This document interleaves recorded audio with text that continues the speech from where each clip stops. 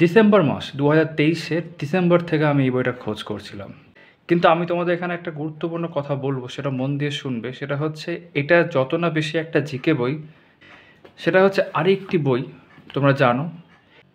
নমস্কার সকলকে। তো ফাইনালি আমরা এখন হাতে পেয়ে গেছি ছায়া প্রকাশনীর জিকে চ্যালেঞ্জার।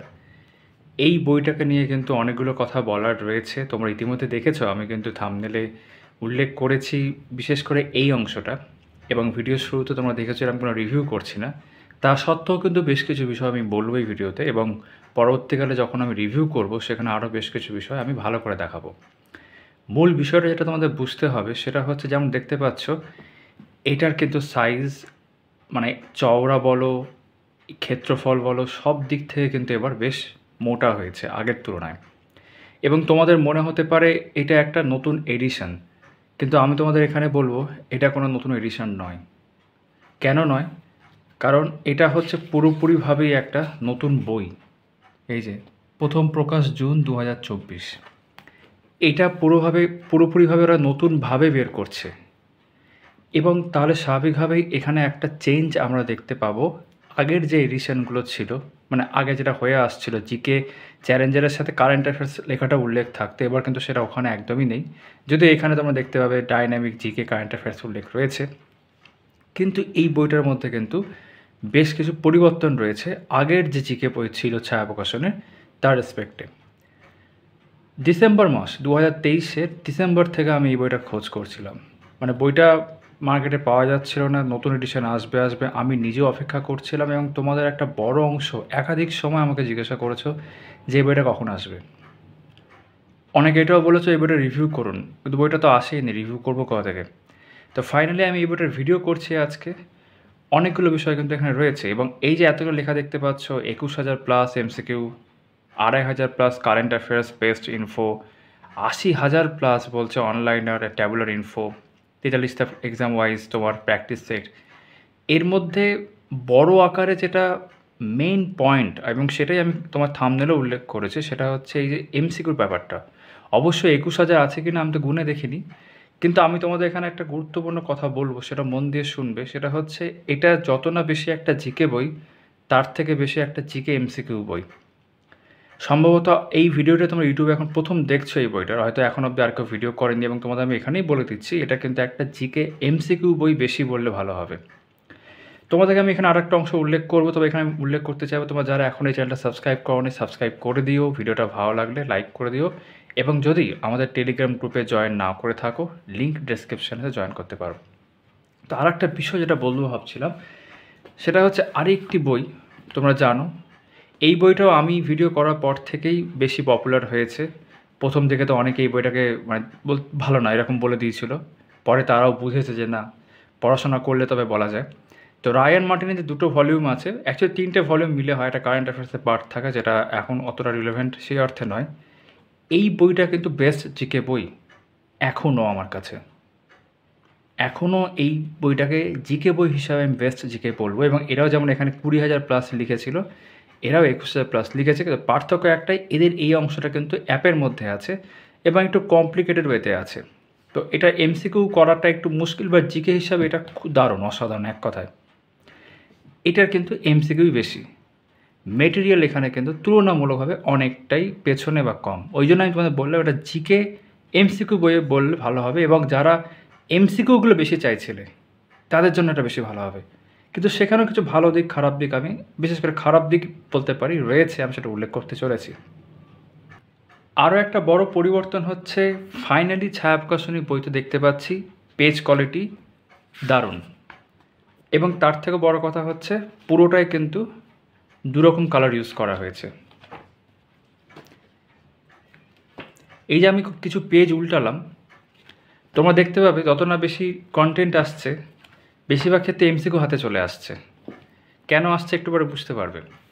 তো যাই হোক, এবার আমি চলে আসছি দাম প্রসঙ্গে। দাম আগের বারে যে বইটা ছিল, ঠিক আছে, তার তুলনায় অবশ্যই প্রায় ২০০ টাকা মতো বেড়েছে। ৬৯৫ দাম করা হয়েছে, দেখতে পাচ্ছ এখানে 695। তো এই বইটার অনলাইন পারচেস লিঙ্ক আমি ডেসক্রিপশানে দিয়ে রাখবো, যখনই আমি পেয়ে যাব সেটা। আর তারকদার দোকান থেকে বইটা নিয়ে এসেছি, অর্থাৎ national book centre stall number 51, সেখানে এই বইটা পড়ছে কিন্তু 475। অর্থাৎ এই বইটার এই দোকানের দাম কত সেটা তোমাদের আমি দেখালাম। তোমরা যদি এর থেকে কমে কোথাও পাও, অবশ্যই তোমাদের ইচ্ছা মতো পছন্দের যে কোনো জায়গা থেকে নিতে পারো, ঠিক আছে। এবার আমরা কন্টেন্টে আসি। কালারফুল করা হয়েছে ইতিমধ্যে দেখতে, এবং এইগুলো যেমন আগের পেজ কোয়ালিটি খুব বাজে থাকার কারণে ভালো করে বোঝা যেত না, ভালো লাগতো না, এবার তুলনামূলকভাবে বেশ একটা সুন্দর লাগছে দেখতে। সিলেবাস অনুযায়ী কীভাবে পড়বে এরকম বিষয়বস্তু এখানে রয়েছে। অর্থনীতি কীভাবে পড়বে, ভূগোল কীভাবে পড়বে, মানে প্রত্যেকটা সাবজেক্ট কীভাবে পড়বে, সাধারণ জ্ঞান কীভাবে পড়বে সেইভাবে উল্লেখ আছে, ঠিক আছে। আমি বলো ভালো বিষয়। এবার কন্টেন্টটি তোমাদের দেখিয়ে দিই পুরোপুরিভাবে। সেকশন এ হচ্ছে ইতিহাস। ইতিহাসের মধ্যে দেখতে পাচ্ছি 5টা চ্যাপ্টারে ভাগ করেছে। প্রাচীন ভারতীয় ইতিহাস, মধ্যযুগ, ইউরোপীয়দের ভারতের আগমন, কলোনিয়াল এরা এবং স্বাধীনতা সংগ্রাম এবং বিশ্বের ইতিহাস। এবং প্রত্যেকটার ক্ষেত্রে, ইনফ্যাক্ট পুরো বইতে সমস্ত ক্ষেত্রে আমরা দেখতে পাবো প্রত্যেকটা চ্যাপ্টারকে 3টে ভাগে ভাগ করছে। প্রথমে অনলাইনার অ্যান্ড ট্যাবুলার ইনফো, মানে বেসিক্যালি ছকের আকারে আর এক কথায় আকারে প্রকাশ রয়েছে। তারপর 2-3টে পেজের মধ্যে ডিপ ফোকাস বলে একটা অংশ আছে, আমি দেখাচ্ছি। আর যেটা এই বইয়ের ম্যাসিভ অংশ সেটা হচ্ছে এমসিকিউ জোন, ঠিক আছে। প্রচুর এমসিকিউ আছে, মানে বেশিরভাগ ক্ষেত্রে আমি দেখেছিলাম 1000-এর উপর এমসিকিউ চলে যাচ্ছে, ঠিক আছে। মানে এই যে যেমন এই চ্যাপ্টারটা বা এইগুলো, এগুলো প্রায় 1000-এর, মানে এটা বিশেষ করে 1000-এর উপর এমসিকিউ রয়েছে।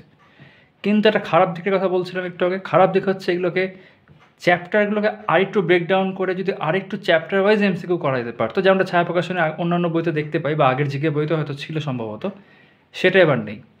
মানে পুরো প্রাচীন ভারতের ইতিহাসের পর একগুচ্ছ প্রাচীন ভারতের ইতিহাস সংক্রান্ত এমসিকিউ, যেটা প্র্যাকটিসের জন্য তো খুবই ভালো, কিন্তু চ্যাপ্টার ওয়াইজভাবে থাকলে আরও ভালো হতো। কারণ এটা তো টেকনিক্যালি চ্যাপ্টার না, এটা একটা সাবজেক্ট ইটসেলফ। 2 নম্বর বিষয় হচ্ছে, আমি আসছি কন্টেন্ট দেখাতে, তাই এখানে একটু সংক্ষেপে উল্লেখ করে দিই। আনসারগুলো কিন্তু ক্র্যাক ডাব্লিউবিসিএসের মতো প্রশ্নেই রঙিন করে উত্তরগুলো দেওয়া রয়েছে।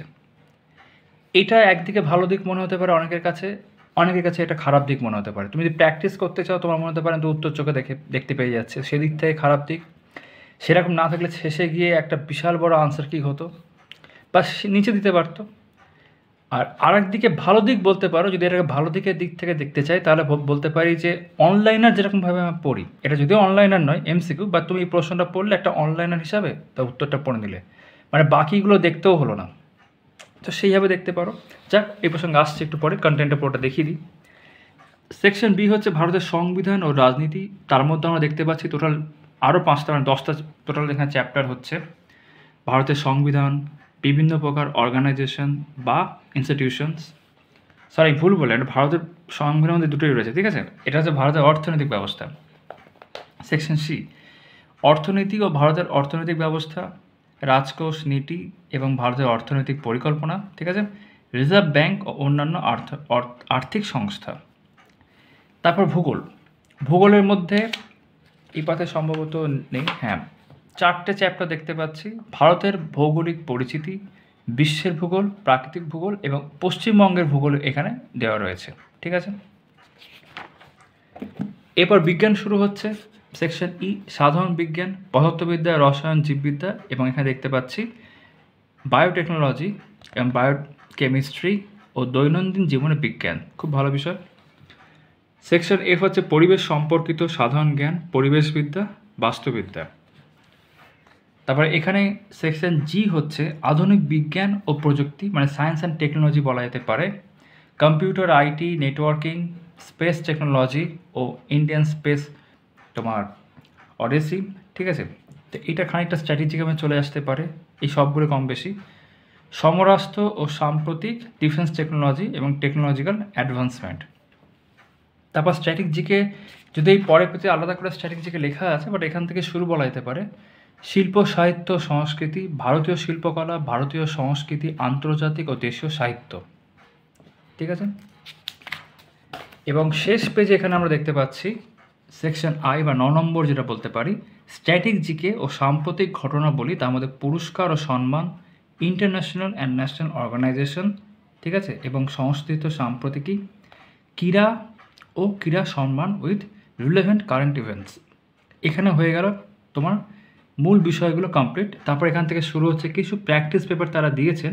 ডাব্লিউবিসিএস প্রিলিমসের জন্য 1 থেকে 3, এসএসসি সিজিএল 1 থেকে 5, এইগুলো কিছু কিছু প্রশ্ন আকারে রয়েছে এবং এরকম দেখতে পাচ্ছ clerkship, miscellaneous, police SI, constable, মানে প্রিলিমস মেন্স আকারে দেওয়া রয়েছে পুলিশের ক্ষেত্রে, এসএসসি, এমটিএস, সিএইচএসএল, এইগুলো কিন্তু প্র্যাকটিস সেট এইভাবে রয়েছে এখানে।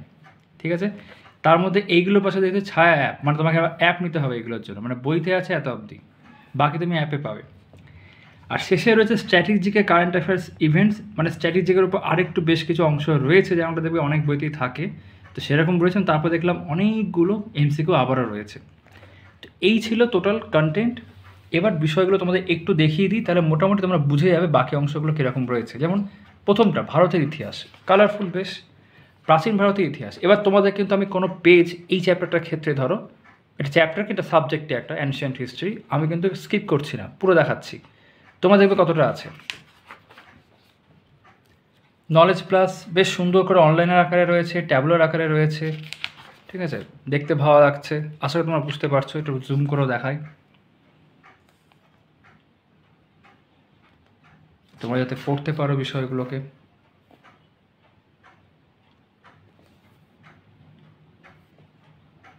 এখানে উল্লেখ করি, এই যে একটু আগে দেখাচ্ছিলাম, এর কিন্তু ফরম্যাটটা ছিল এই একই কালারের। তো খানিকটা কম্পিটিশনের জায়গা থেকে এরকম করা হয়েছে কিনা সেটাও হতে পারে, তবে দুটো বই কিন্তু ভিন্নভাবে তোমাকে হেল্প করছে। এখনও বলবো, জিকে যদি ভালো করে পড়তে চাও তাহলে এটা নিতে পারো, আর এত দাম যদি তুমি অ্যাফোর্ড না করতে পারো তাহলে তোমার মণ্ডল প্রকাশনের মেডেজি দেখতে পারো। ঠিক আছে, আর যদি এমসিকিউ অনেক পেতে চাও, কারণ এমসিকিউ তো যেটা দেখলাম ওখানেও আছে, কিন্তু অ্যাপে রয়েছে, কিন্তু এখানে এমসিকিউ প্রচুর রয়েছে, দেখাচ্ছি একটু পরে, তখন এটা ঠিক আছে। তা আমি কিন্তু কোনো পেজ এখন স্কিপ করিনি, 13 নম্বর পেজ চলছে।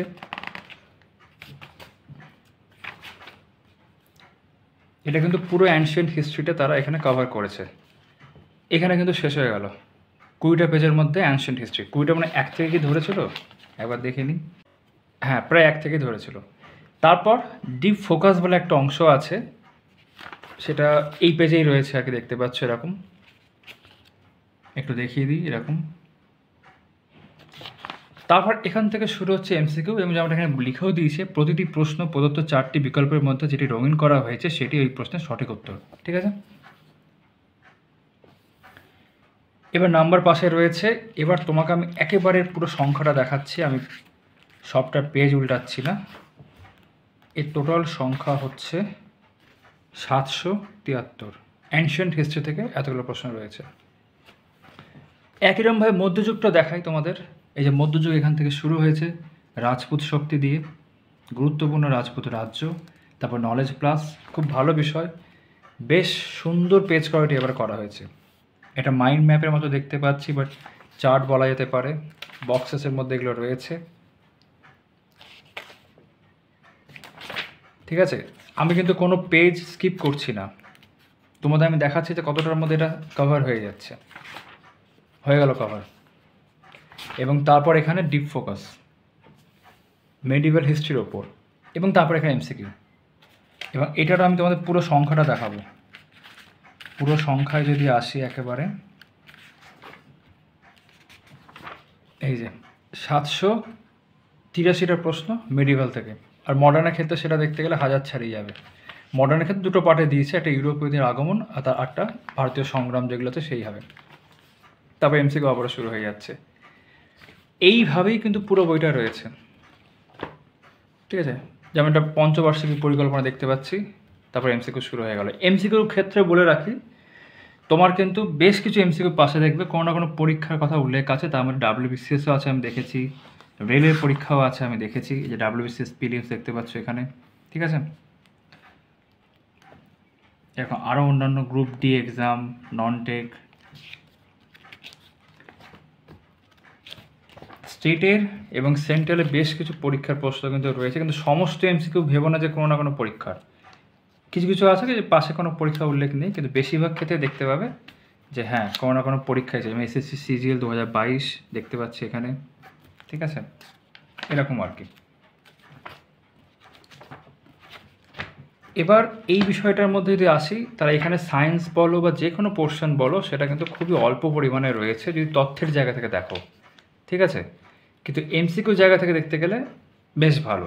আর তোমার যদি পড়া থাকে বা তুমি যদি অনলাইন আকারে ভাবো যে আমি এটাকে মুখস্থ করবো, একটানা মানে 1000টা প্রশ্ন 1000টাই মুখস্থ করবো, তাহলে সেদিক থেকে তুমি করতে পারো। কিন্তু হ্যাঁ, এটা ডিফারেন্ট, একটু অন্যভাবে করা হয়েছে। তো আমাকে যদি একটাই বই কিনতে হয়, আমি যদি নতুন হই আর যদি আমার পরিকল্পনা অনলাইনের আকারে বা এমসিকিউ আকারে প্রথমেই শুরু করা না থাকে, তাহলে কিন্তু এই বইটা আমি প্রথমে কিনবো না। আমি ভালো কোনো জিকে বই দিয়ে শুরু করবো, কারণ এখানে বুঝতেই পারছো কন্টেন্টটা পরিমাণ কম। কিন্তু এই যে এমসিকিউগুলো এখানে আবার রয়েছে, যেটা আবার কিনা তোমার অন্যান্য বইতে এতটা পরিমাণে থাকে না বইয়ের মধ্যে, সেটা এক কথায় অসাধারণ এবং আমার ব্যক্তিগতভাবে তো ভীষণভাবে কাজে আসবে। সেই জায়গা থেকে কিন্তু আমি আবার নেব। যেমন বাংলা সাহিত্যে কিছু উল্লেখযোগ্য চরিত্র এরকম দেখতে পাচ্ছি, ঠিক আছে। শেষের দিকে চলে যায়, স্ট্যাটিক জিকের পোর্শনও কিন্তু কম আছে, ওই জন্য স্ট্যাটিক জিকে যদি আলাদা করে কোনো বই কেনো, মণ্ডল প্রকাশনের হোক বা এই বইটা থাকলে এখানেও স্ট্যাটিক জিকে অনেকটা কভার হয়ে যাচ্ছে, তাহলে তোমাদের অনেকটাই হবে। কিন্তু হ্যাঁ, এমসিকিউর জায়গা থেকে আবারও বলবো দেখতে পারো। সেটগুলো এইভাবে রয়েছে, একটু দেখিয়ে দিই তোমাদেরকে। এই যে এখান থেকে প্র্যাকটিস সেট শুরু হয়েছে, ডাব্লিউবিসিএস সেট প্রিলিমসের জন্যে, ঠিক আছে। 150টা প্রশ্ন, মানে প্রশ্ন কিন্তু এইভাবে পরীক্ষার আকারে আমার নেই, এটা তুমি অন্যান্য ক্ষেত্রেও দেখতে পাবে আর কি। এগুলো 150টা করে প্রশ্ন দিয়েছে, তারপর এখানে আনসার কিটা দেওয়া রয়েছে। আবার তুমি যদি সিজিএলের ক্ষেত্রে দেখো, তাহলে এখানে একটা সেট 25টা প্রশ্ন, দুটো সেট সেখানে 25, এইভাবে রয়েছে।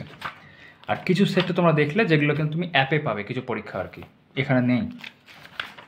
আর শেষে এরকম বেশ কিছু চার্ট দেওয়া রয়েছে স্ট্র্যাটেজিকের মধ্যে, বিভিন্ন দেশের অফিসিয়াল কারেন্সি, কয়েকটি গুরুত্বপূর্ণ রাজধানী, আশা করি বুঝতে পারছো, বিভিন্ন দেশের রাষ্ট্রীয় প্রতীক, যেমনটা অনেক জিকে বইতেই থাকে, লুসেন্ট বা আরও অন্যান্য যেরকম ইংরেজি জিকে বইগুলো হয় সেখানে যেরকম থাকে, বেশ ভালোভাবে দেওয়া রয়েছে এগুলো,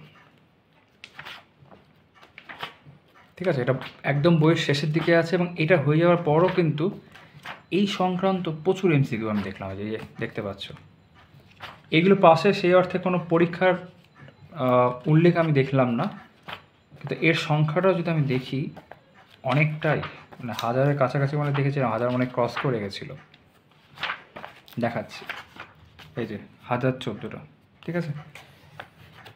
তারপর এখানে একটা ছোট্ট একটা কি বলবো, এটা কি বলা যেতে পারে, এরকম রয়েছে, মাইন্ড ম্যাপও বলতে পারো এটাকে।